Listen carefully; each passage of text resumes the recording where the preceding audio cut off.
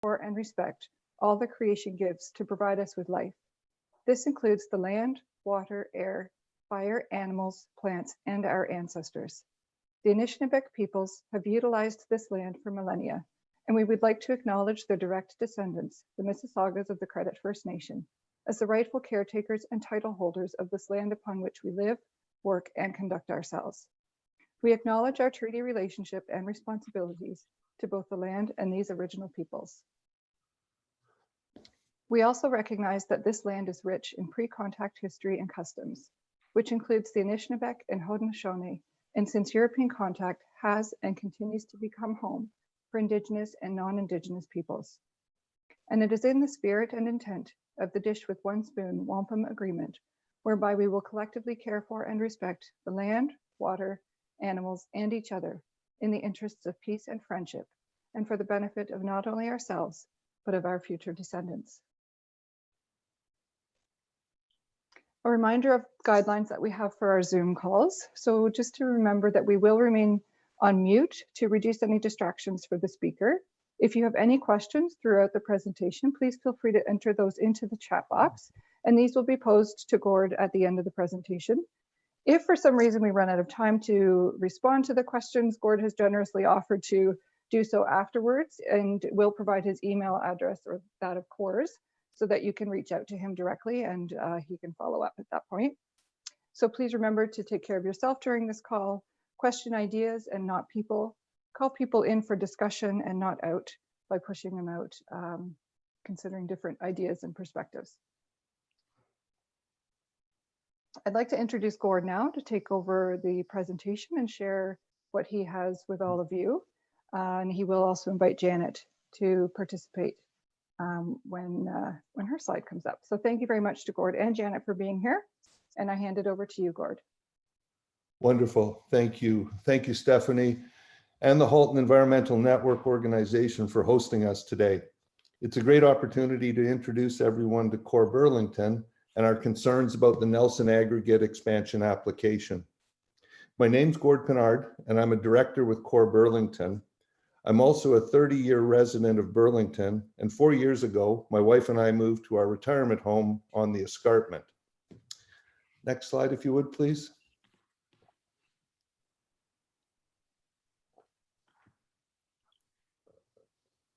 Thank you.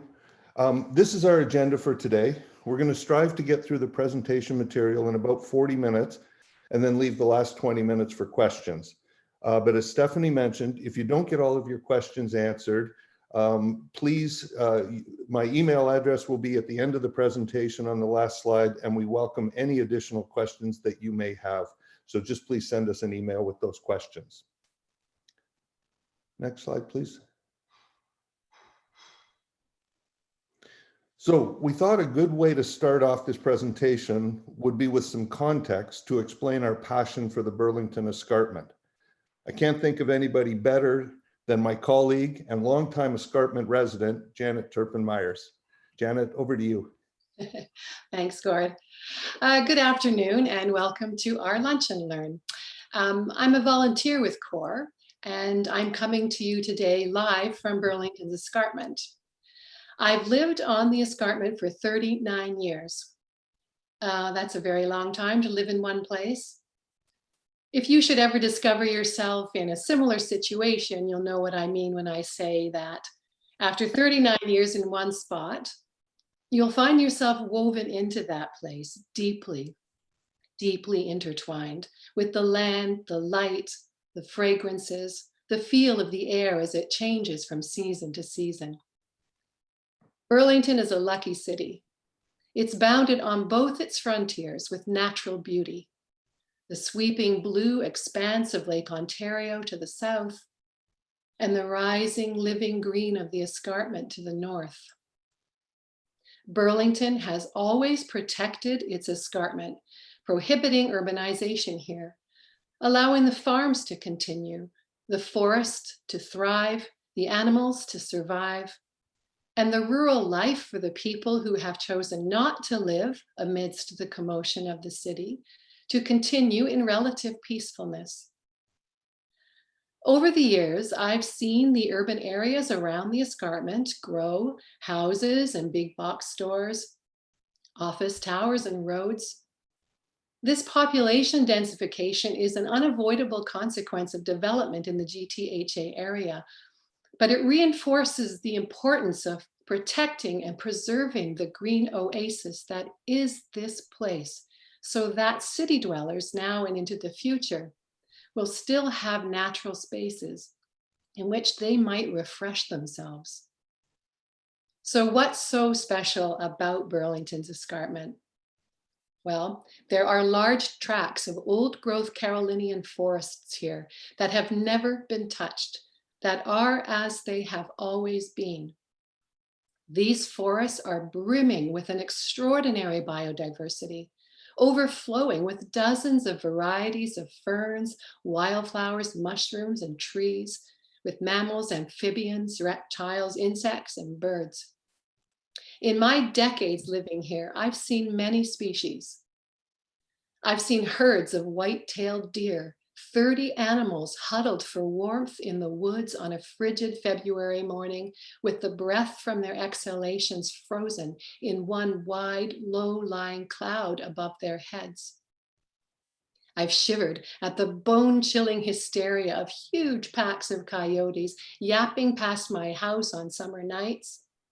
I've seen an incredibly chubby porcupine waddling across the trail, a shy southern flying squirrel feasting on seeds from my bird feeder on a moonlit night, a bald eagle startling me with the wide beating of its wings as I startled it from a tamarack tree. There are hundreds of acres of prime farmland on the escarpment. This is arguably some of the best farmland in Canada. We all know about the warnings from the scientists about the coming food insecurity associated with the current climate crisis. We must not continue to industrialize prime farmland anywhere in Canada, anywhere in the world, but especially not in an area as close to the urban population as this escarpment farmland is. There are ancient eastern white cedars here, some over 800 years old, living in the rocky cracks of Mount Nemo's cliff face. Imagine these are amongst the oldest trees in Canada. Imagine they are hanging from that cliff face and they can see the skylines of Mississauga and Toronto looming in the distance. There are caves here, crevices in the limestone that are the access points to a complex karst geology formed by primeval glaciers that have left this place blessed with a weaving underground water system, a precious aquifer from which all the people who live here draw their water. There are artesian wells here that yield spectacular mineral water, and springs that bubble to the surface spontaneously every year in April. There are ponds and creeks here and tangled marshes. In the first frail days of spring, the music of the peepers singing to each other is my favorite sound in the world. I've seen snapping turtles brooding on their nests and blue herons fishing in the creek at sunset, otters ducking in and out of the creek bank, trails broken through tall grasses by beavers as they drag their harvested timber to their water homes. A frog the size of an English muffin who every day in the late afternoon could be found sunning itself on the same partially submerged log in a creek by my house. In that same creek in late April, I've marveled at rainbow trout battling heroically upstream, flinging themselves up a small waterfall, stubbornly struggling to return to their natural heritage, their spawning grounds. My stubborn determination to fight against Nelson Aggregate's plan to increase their open pit mining operations on the escarpment is like that of those rainbow trout pummeling against the current, against the onslaught of power and money that a huge corporation that Nelson Lafarge can muster for their cause. This stubborn determination of mine is shared by the other members of Core Burlington and by the Burlington community at large. And it's fueled by our combined love for this special place, for the life here, the animals, the ferns, the farm fields, the wild orchids, for all the life here, and for the living here that is our lives. I'll hand it back to Gord now, who's going to take things from here, get into the nitty-gritty of Nelson Aggregate's 2-pit plans, and why we are deeply convinced that these new pits are a terrible idea for our living escarpment. Thanks. Thanks, Janet. I continue to marvel at your ability to create such vivid images with your words. And for those of you who don't know Janet, she's a published author whose last 2 books were shortlisted on the Hamilton Literary Awards for Best Novels. Her books are a fun read, inspired by her time in rural Burlington, and just one more way to enjoy life on Burlington's escarpment. Next slide, please. So who are we? Core Burlington is a newly formed volunteer organization of Burlington residents. We were incorporated in March of this year and represent a large portion of Burlington's population who share our concerns about the proposed quarry expansion. You can see our mission on the slide, and we see the quarry expansion as a serious threat to the ecological integrity of rural Burlington. We're also working in close collaboration with Roger Goulet and the Pearl organization, who led the successful opposition of the 2004 Nelson application. If you haven't done so already, I'd encourage you to visit our website. It's updated regularly with some really good content, and we're also active on Facebook, Twitter, and Instagram.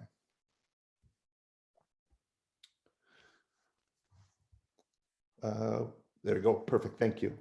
So Nelson currently operates a 540-acre below the water table limestone quarry on the Mount Nemo Plateau, and have been doing so since 1953. The site's located at Guelph Line and number 2 Side Road and is rapidly approaching the end of the available aggregate. Their operations include drilling, blasting, crushing, screening, trucking, as well as a hot mix asphalt plant located on the floor of the quarry. Nelson also brings in waste concrete and asphalt from offsite sources to supplement their production. In order to enable operation below the water table, groundwater that flows into the quarry is continuously pumped out, which represents an estimated 40 to 50% of the water taken on the Mount Nemo Plateau. And last but certainly not least, the operation of the quarry involves importation of waste fill from construction sites across the GTHA. Next slide, please.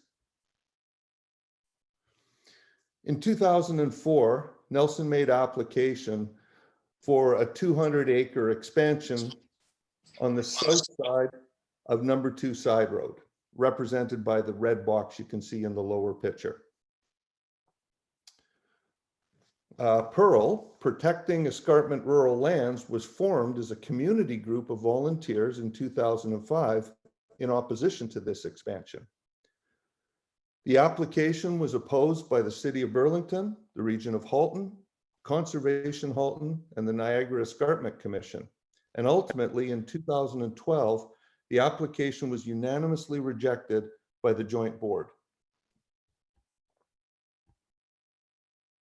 Next slide, please. 7 years later, despite all of the effort and money invested by the community and the government, your tax dollars, to successfully oppose the 2004 application, in late 2019, the expansion plans rose from the dead and the zombie quarry was back to stock the escarpment. The new application is for 2 new quarries. On the south side, a 45-acre plot on the property of the original 2004 application. And on the west side, a 150-acre plot on the site of the existing Burlington Springs golf course. There's several approvals required in this application process, and it starts with the Niagara Escarpment Plan Amendment and a development permit. There are official plan amendments required by Halton Region and the City of Burlington, and a license under the Aggregate Resources Act that's issued by the Ministry of Natural Resources and Forestry. A pre-application meeting was held in February and attended by an estimated 200 to 300 concerned Burlington residents. In May of this year, the application was formally submitted by Nelson. It included 19 technical reports with several thousand pages to wade through. The city and region deemed the application complete at the end of July, which started the formal review process. The technical review is being completed by the Joint Agency Review Team, the JART. It's made up of the region of Halton, who has the primary coordinating role, the City of Burlington, Niagara Escarpment Commission, Conservation Halton, and they're supported by 16 external consultants and legal experts that they've hired to aid them in their review. Most recently, at the end of October, the 45-day commenting period was initiated under the Aggregate Resources Act through the Ministry of Natural Resources and Forestry. This is a critical and formal milestone in the application process. It's expected that this application will ultimately go to LPAT hearings. That's the Local Planning Appeal Tribunal, formerly the OMB. And to have your voice heard and your concerns included in those hearings, you must be on record having formally responded during this commenting period.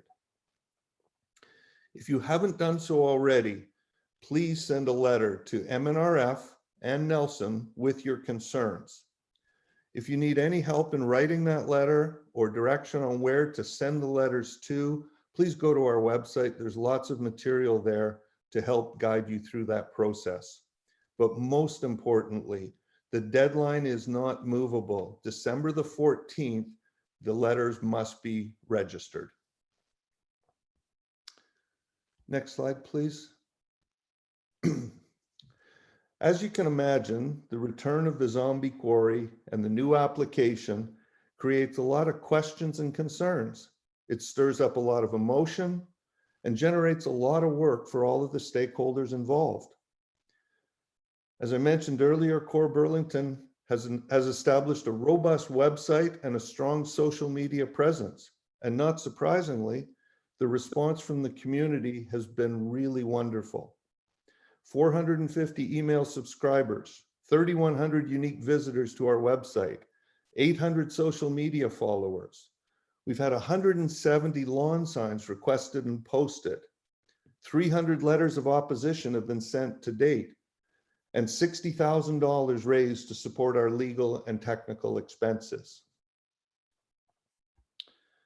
Also, not surprisingly, with Nelson being the proponent for the application and Core Burlington representing those potentially impacted, the relationship has been somewhat adversarial.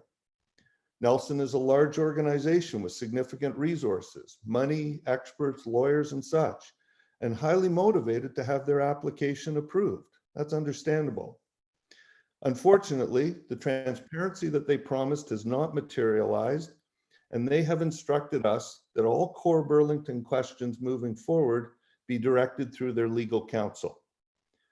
As a small volunteer organization with limited funds, it's certainly an obstacle for us, but we will persevere to ensure that the interests of the community are always protected.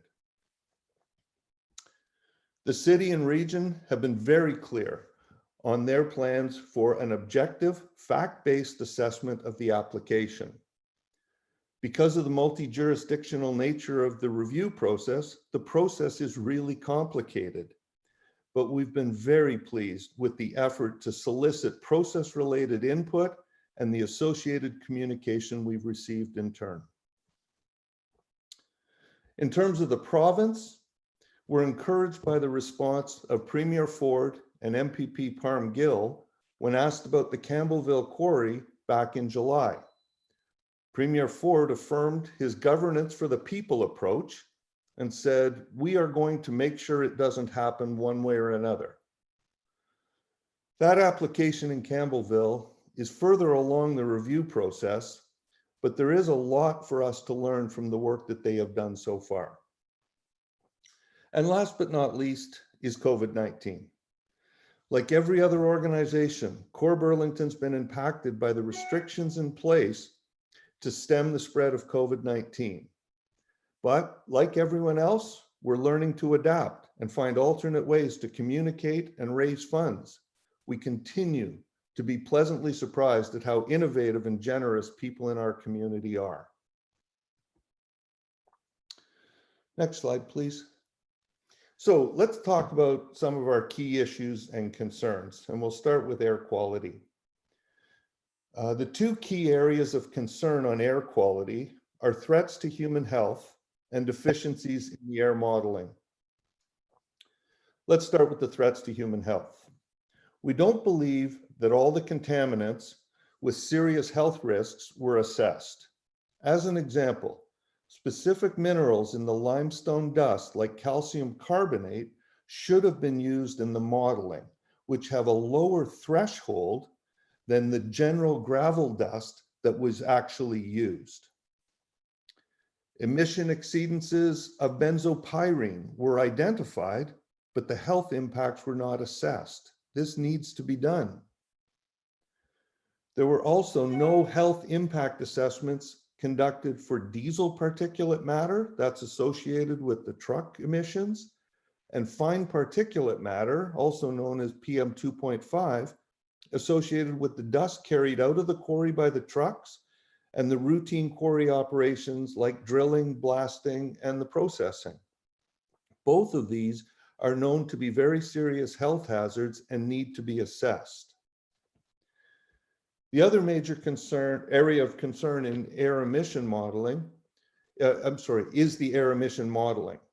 All of the emissions were predicted through modeling, which has some noted gaps. The dust emissions assume a specific control factor, yet there's no quantitative basis provided for dust control factors used. The baseline air quality does not apply the conservative estimates normally used in this type of modeling, which results in a more optimistic emission profile. Off-site emission sources associated with quarry operation have not been accounted for.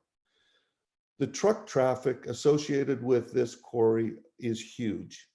An estimated 600 to 700 trucks per day traveling in and out of the quarry. The emissions from their diesel engines are significant and should be accounted for in their travel through the local community. And for anyone who's traveled past the quarry on a dry day, you'll remember the dust clouds associated with the track out of mud from the site. These need to be accounted for in the modeling. The Jefferson salamander is well known to the residents of Burlington. Every year in the spring, King Road is closed to enable their safe migration to their breeding grounds across King Road. The Jefferson salamanders were extensively studied and discussed in the 2004 application, and they remain an at-risk species for this application, but not the only species at risk known in this area. The natural heritage species studies leave numerous known to be present species, including endangered, threatened, and of concern flora and fauna absent from the report. The timing, methodology, and scope of the field surveys lack completeness. There are many anecdotal reports of species at risk on adjacent properties that were not identified in the Nelson report. The extraction strategies plan to remove trees and other breeding habitats for endangered species in the off-season. Unfortunately, many of these species return to the same breeding areas annually, and returning to find their habitats have been destroyed will result in a disruption of the natural breeding patterns. The focus needs to be on preserving these habitats, not destroying them when the inhabitants are not home. There are also plans for rehabilitation enhancements, work within the Mount Nemo designated Jefferson salamander habitats. This must be prohibited. Interfering with the habitat of this very sensitive Jefferson salamander can do more damage than good. Next slide, please. The current and the proposed quarries operate below the water table, creating a real threat to the quality and quantity of both surface and groundwater.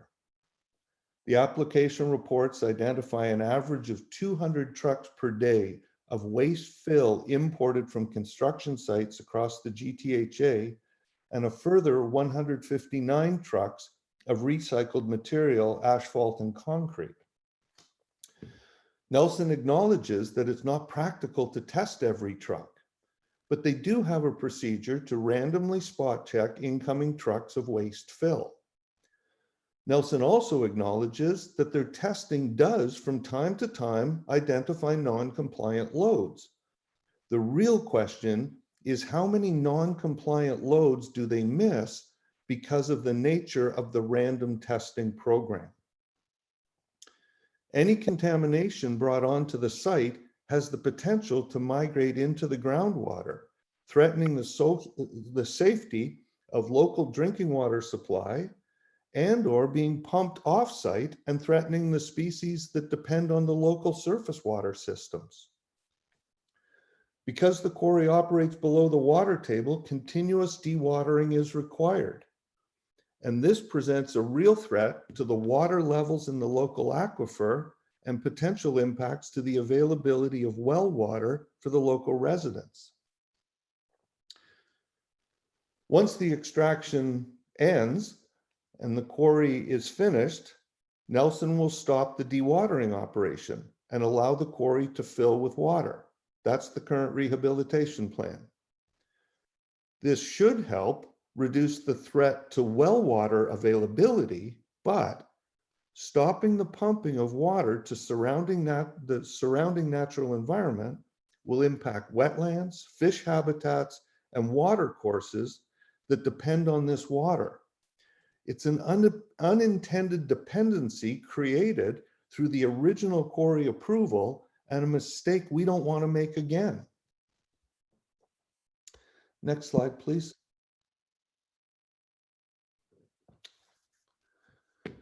The current approved rehabilitation plans include a 460-acre lake with shoreline wetlands, an island, vegetated shorelines, and exposed cliff faces. But it's unclear to us how much imported fill is required to complete this rehabilitation plan. According to the Niagara Escarpment Commission, there's stipulations for imported fill, and I quote, "The use of off-site material shall not be permitted unless it is determined through appropriate environmental, technical, and planning studies that doing so will achieve greater long-term ecological and land use compatibility." Have these studies been completed? Is the quarry becoming a lucrative source of revenue to be operated as a landfill for waste construction fill? There's a lot of unanswered questions that need to be addressed. Without approval for the expansion, Nelson has stated that they plan to operate the existing quarry for another 50+ years, and they contemplate exploring underground mining to extend the operation even further. The joint board report from 2012 indicated 6 to 7 remaining years of operation. So it's unclear how they intend to continue to operate for 50 more years without a substantial increase in processing waste imported material. Now, Nelson has stated that they're prepared to enter into an agreement to define a finite life, 30 years, for the expanded quarry operation. The terms and conditions for that agreement, however, have not been specified. So if the expansion is granted before these terms are resolved and acceptable terms cannot be reached, will the 30 years turn into 40 years, 50 years, another 70 years? Will underground mining be pursued? Will this quarry ever end? Nelson's application, oh, I'm sorry. Sorry, I paused. If you could go back, thank you. Nelson's application also contemplates an after-use park. Again, Nelson has stated that they're prepared to enter into an agreement, this time to transfer the exhausted quarry for the development of a park. An owner for the property has not yet been confirmed. The terms of the agreement have not been developed. The cost and scope of the park not established, and planning approvals not secured. It's an interesting idea, but really no more than that at this point in time. The proposed park relies on perpetual pumping of accumulated groundwater from the former quarry. As noted earlier, this dewatering operation puts an additional burden on local water tables that are relied upon by local residents as their only source of drinking water. The proposed park would also require an ongoing operating and maintenance costs and the need for regular monitoring of discharge water quality and appropriate response plans. Who's going to be responsible for those activities and costs? The artist renderings of the proposed park that you may have seen look beautiful. But if you look at the real picture of the current quarry on this slide, you get a sense of the magnitude of the project required to transform it into a park. That transformation is neither simple nor cheap. Next slide, please. Thank you. On the public safety side of things, an operating quarry presents real safety threats to the communities in which they operate. Two threats that we'd like to highlight are related to blasting and related to road safety. So the first, related to blasting, I'd like to talk about fly rock. Fly rock is a phenomenon associated with unknown, unexpected features in rock formations during blasting that result in significant rock projectiles traveling outside the planned blasting area, often with catastrophic results. The US Bureau of Mines has established a standard of 500 meter safety zone around blasting to protect human life and property. The Nelson blasting plans include a much lower safety margin. There's also evidence to support the theory that fly rock incidents are underreported in the mining industry in general. It's a real issue, a serious issue, and it needs to be tabled and it needs to be discussed. The second blasting related risk I wanted to highlight is related to the monitoring of blasts and the associated regulatory limits. From the blasting study, the included data from actual blasting shows times where there are exceedances of regulatory limits, missed and inconsistent data, and a lack of course correction when blasting limits are exceeded. Increased production in the proposed quarries is expected to have more frequent blasts and operate closer to the regulatory limits. Logically, there's an increase in the risk of more regulatory exceedances when you're blasting more frequently and closer to the regulatory limits. But most concerning to me is the planned blasting within 60 meters of a high pressure petroleum products pipeline. This carries gasoline, diesel, jet fuel, furnace oil. If the lack of monitoring data, exceedances, and failures to course correct that we've seen before happen in the vicinity of an operating pipeline, the safety and environmental consequences could be catastrophic. I'd like to move from blasting to road safety and come back to that 600 to 700 trucks per day that I talked about earlier. These trucks, when loaded, weigh 90 to 120,000 pounds, traveling up and down Guelph Line. Trucks that are improperly maintained or unsafely operated present a serious threat to the pedestrians, cyclists, and cars with whom they share this mostly two-lane rural road. In 2016, a two-day commercial safety vehicle blitz inspected 91 trucks, resulting in 187 charges being issued, 53 commercial vehicles being removed from the roadway for unsafe violations. 2 drivers were suspended and 5 license plates were removed. Although this wasn't specifically the truck traffic going into the Nelson Quarry, it is indicative of the safety issues related to commercial trucks. Closer to home, and specific to trucks on Guelph Line, regional police information indicated that 60 to 70% of 300 trucks that were inspected in 2019 had at least one safety violation. And there are a number of anecdotal stories of safety violations, including speeding, following too closely, and worn tires that you hear from people who use this road regularly. And finally, the proposed South Quarry operation introduces additional truck traffic, 240 crossings per day associated with heavy rock trucks crossing from the south side of number 2 side road to the processing plant on the north side. Next slide, please. Thank you. In 1990, UNESCO named the Niagara Escarpment a World Biosphere Reserve, a designation that we should all be proud to have. We're one of 18 reserves in Canada and part of a network of 631 reserves in 119 countries around the world. But what is a biosphere reserve? A biosphere is all of the land, water, and atmosphere that support life.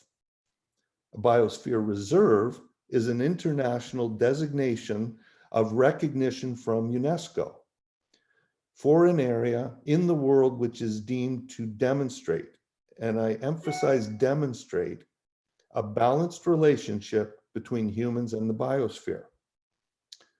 According to Giants Rib Escarpment Education Network, biosphere reserves strive to conserve the diversity of plants, animals, and microorganisms which make up our living biosphere and maintain healthy natural systems, while at the same time meeting the material needs and aspirations of an increasing number of people. It provides a mechanism to apply sound stewardship and protection where necessary, to use resources in an area to support present and future generations.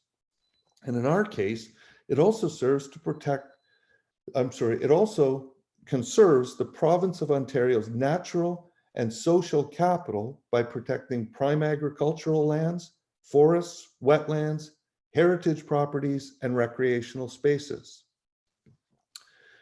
In order to receive a UNESCO Biosphere Reserve designation, local people and organizations must have demonstrated their commitment to these principles.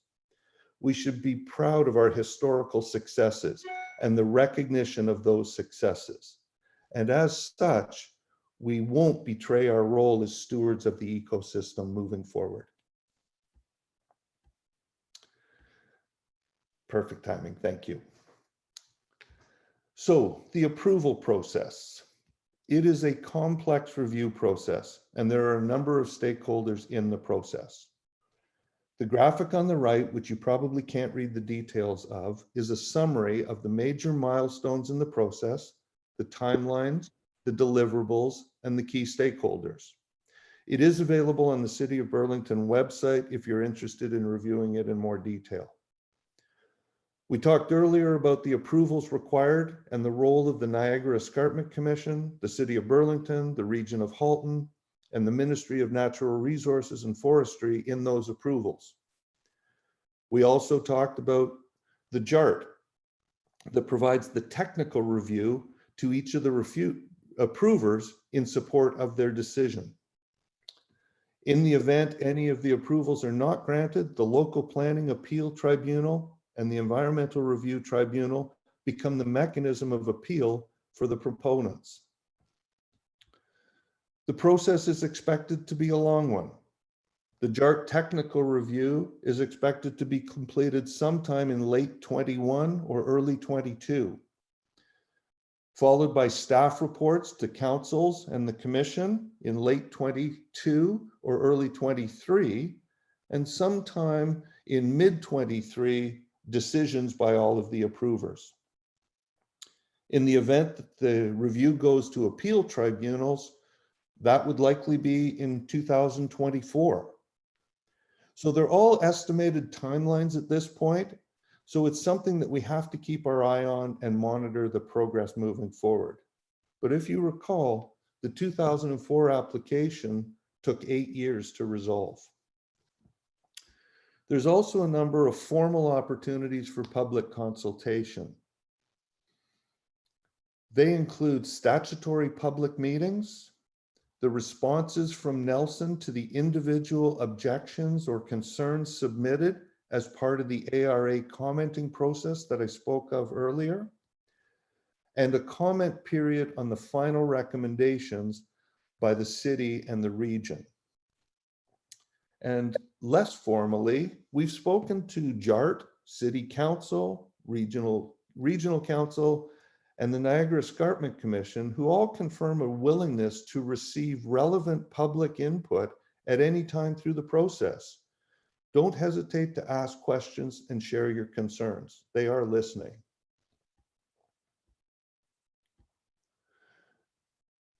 And finally, what do we need from you? If you can only do one thing, please do this.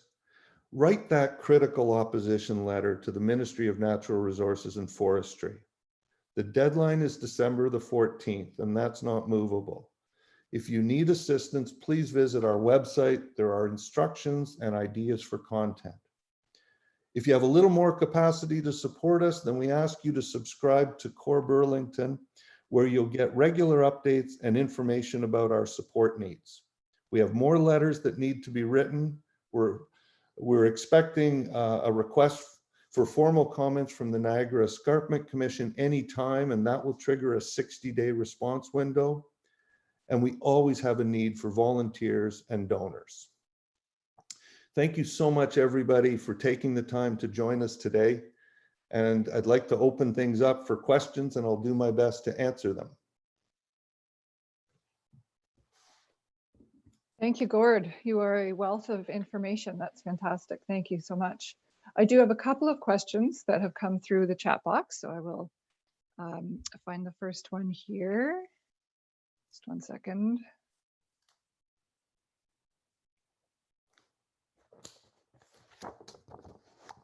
Sorry, my apologies. Okay. So just so everyone knows, we have also posted Core Burlington's website in the chat box. So if you're looking for that link, it's there. So Katie asks, do you know the name of the consultant that did the environmental assessment for the species at risk? I do know them. I have seen them. Unfortunately, I don't know that off the top of my head. Savanta comes to mind, but if you go to Nelson's website, all of the reports are published and can be reviewed on their website. If you have any troubles getting to that, please just send us an email and I can direct you to the right place. Great, that's very helpful. Karen says the first 500-acre quarry was only intended to be in operation for 50 years until the year 2000. How is it that they have been able to continue over the last 20 years? And it seems like they plan to continue longer at that original site. Yeah, thank you, Karen. Yeah, we share the same concern. I think people who have lived around here have been hearing there's only a few more years left for many, many years. Um, the, um, the plans currently, as Nelson states them, say they have slowed down their production and they are concentrating on their hot mix asphalt plant, and they are bringing in recycled material to extend that operation. And they claim that they can go another 50 plus years. It's hard to imagine how an asset that had sort of 6 to 7 years left in it can be extended 50 plus years, but we share the same concern. Pepper's asking if Corps has formally asked the police to do an inspection of the truck traffic on Guelph Line. Thank you, Pepper. No, we have not done so yet. It's really just a matter of time and priority and resources. I think it is an important follow-up activity. You and I had talked about this previously, and I have had informal conversations with regional police, but I think it is important and something that we need to follow up on. So stay tuned. That will make it to our priority list shortly. Great. And Trish is actually wondering if this presentation might be available after today. She's found the information very helpful, and you've received a few positive compliments around that, Gord. Good. Yes, we'll find a way to make that available. It's very large because of all the pictures that are in it, but I'll work with Janet and our communications team and see if we can find a way to make it available through our website or some other format like that. Great, thank you. We've got someone asking, what volunteers do you need and what kind of skills or tasks do you need them for? Oh boy, there's a wonderful question. You know, there's such a range of things that we need. You know, we have people who are doing our communications. We have people who have some level of technical background who are reviewing reports or working with our consultants. We have fundraising people. That's such a big part of supporting our activities, that people who can help to organize fundraising events or have contacts that can help us to develop our fundraising programs. So I think the quick answer would be, I haven't found a willing person yet who we haven't figured out a way to fit into our organization. So I assure you, we will find a great use for whatever skills you bring to the table if you're willing to come and join us. Excellent. So anyone who might be interested is able to email on the to the email address that's on the screen right now. Burlington@gmail.com, and Elaine reviews those regularly, and as soon as she gets any interest in volunteering, she will send it out to our various subcommittee leads to make sure that there's a follow-up. Okay, great. Okay, so Judith asks, as a World Heritage Biosphere, is there any help to be found through publicizing this threat and encouraging international pressure? It's a great question, and I don't know the answer to that. Let me take it as a to be followed up on, and see where we can drum up additional support, I think is probably what you're driving at. And that was part of our intention today, working with the Halton Environmental Network and the network of environmental support groups that they work with. It broadens our sphere of influence, and the UNESCO Biosphere designation may be another leverage point for us. So thank you for that suggestion. Excellent. Richard asks, any chance of using the golf course closing as another reason to oppose the application? You have many natural golfer allies if you organize them. Well, yes. So the golf course is a privately owned piece of property, and according to the application documents, there is an agreement that has been put in place between the golf course owners and Nelson that if the application is approved, the sale of the golf course will go through. So the golf course ownership is interested in this moving forward. However, if there are members of the golf course community, you know, Janet talked about all the things that people can do and enjoy on the escarpment, and the golf course is just one of those. And so we would encourage golfers and hikers and anybody else who finds opportunities to enjoy the escarpment to participate in that letter writing. Here are the kind of things that we value and that we are worried about losing if this expansion goes through. And I think having the golfing community write those letters to Nelson, to the MNRF, but also to copy our local and regional politicians is also helpful as well. Okay, thank you. Do Corps' concerns extend out of the Burlington area? And might you find allies, I suppose, in other areas who have quarries?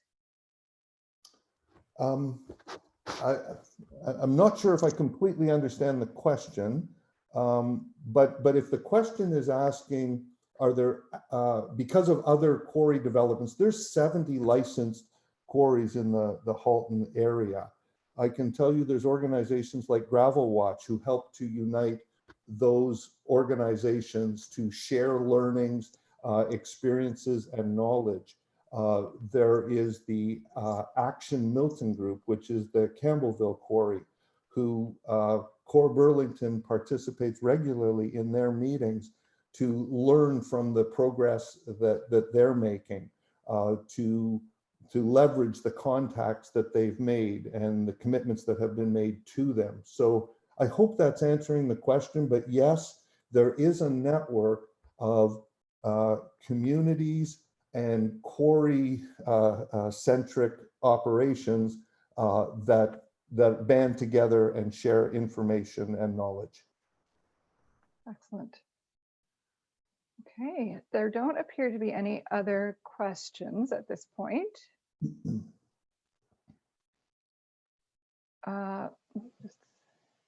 There's a bit of sharing in the chat box, so people are welcome to take a scroll through that. But it doesn't appear that there's any other questions, Gord. But I think you've done a great job responding to those that did come in and sharing all of this information with us today. We appreciate it very much. And to Janet as well, to share her perspective and experience. We appreciate it. It's been a very helpful session. Well, thank you, Stephanie, and for all those who participated. And, you know, as I said at the beginning, you've got our email there. As you think about this more, there may be questions that come up that you say, I wish I had asked that. So please reach out to us. Please go to our website and register. Please write those letters. You know, this is something that we need to work together on to protect our escarpment. So thank you very much. Thank you to Halton Environmental Network, and thank you to all who participated. Excellent. Thank you, everyone. Enjoy the rest of your day. Thanks, Stephanie. Thanks so much.